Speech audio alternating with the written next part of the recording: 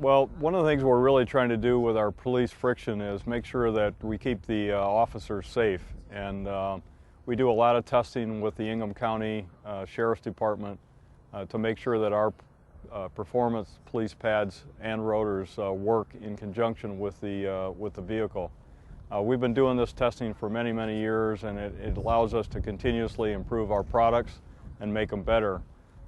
We have what we believe is the best police pad material on the market with Raybestos. Our advanced technology R&D work at our Winchester, Kentucky facility allows us to bring the best we can to the officers that are protecting us on a daily basis.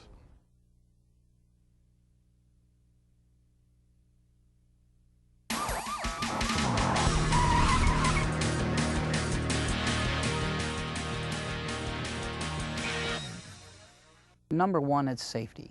I mean, it is all about keeping people safe, period, paragraph. Now, to go that another step further, we need a reliable product, something that's very consistent, something that we can count on day in and day out and not have to worry about it.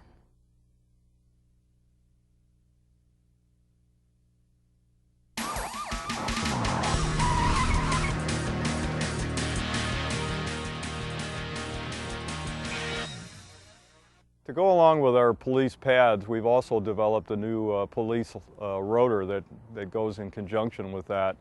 And we have a unique vane configuration that we're utilizing in the rotor, as well as specific metallurgy, a special metallurgy with high carbon content that takes the heat away from the brake rotor during hard braking applications. The rotor plays a critical part in keeping the brake system quiet. As the brake material is applied to the surface of the rotor, based on either it's a semi-metallic or ceramic, there's a layer of friction film deposited on the surface of the rotor that could either be quiet or noisy. But with Raybestos friction paired up with Raybestos police rotor, we have the ultimate quiet package. What we're looking for is the temperature range that the product was submitted to, and whether or not the rider or driver felt any particular pedal pulsation or any feedback from the braking system itself. What we're really trying to prove or disprove is the metallurgy in the product at that time. When the OEs design a brake system, the rotor weight itself is figured in a calculation to determine the brake dynamics. And if you have a lightweight rotor, you have a rotor that's not able to dissipate heat properly. Basically, what the biggest thing that we see in rotors, whether it's used here at the track, on a police service vehicle, or on your own vehicle, is pedal pulsation. And pedal pulsation is basically instant feedback to the driver that the rotor feels like it's not stopping completely. The pedal will rise off the floor and it'll push back on the driver's foot. And really what is happening at that point is material from the friction surface is being deposited unevenly on the surface of the rotor. And primarily that is caused by A, lightweight rotors, B, improper weighted rotors, or C, improper friction.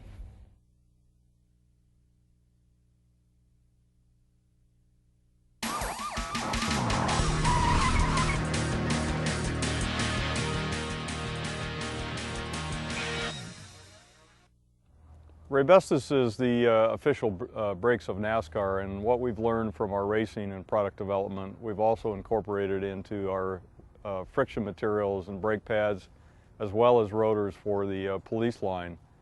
This really helps us a lot. We've also been involved in Indy Racing League, and we're preferred brake for the Indy Racing League this year.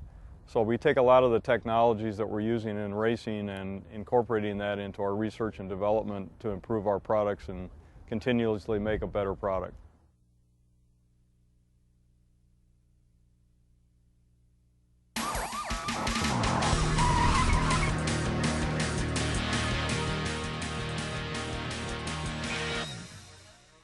What's important about PPSV testing, first of all, we must talk about OE. When a car is released, specifically a police car for sale in the marketplace, the car manufacturer is required to take the automobile through an FMVSS 135 test sequence.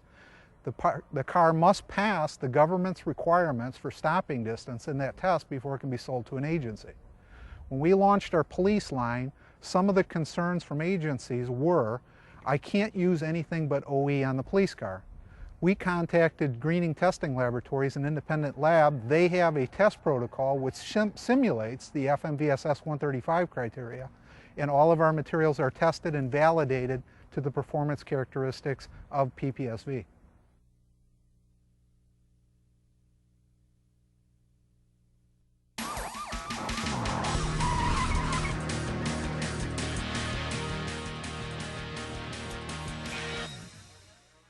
Let's take a look at the instrumentation in our test vehicle here.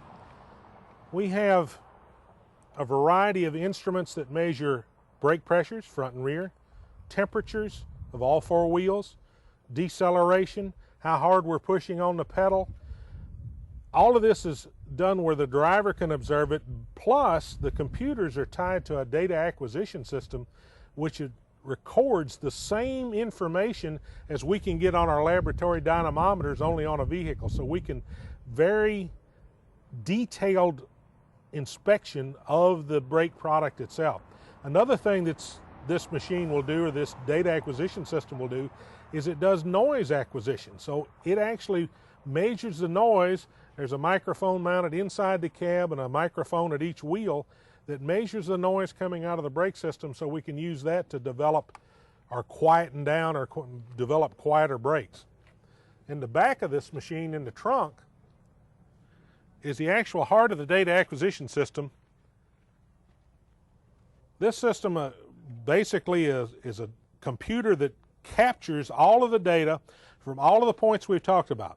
Noise channels, 5 of those, temperatures, 5 of those, pressures, pedal effort, deceleration, and a number of other factors, stores them, and then we can take that data, play it back, and our engineers can analyze it. This is the left front wheel of our Crown Victoria test vehicle. You notice we've got our new police-specific rotor installed. Also, these 2 wires here are the thermocouples that are actually embedded in the friction material of the outer pad. That's what measures the temperature of the pad as we operate the vehicle.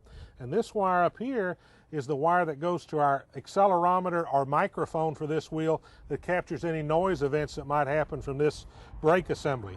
So this is basically, this rotor and these pads are what we're at now as far as state of the art in police friction and police rotor.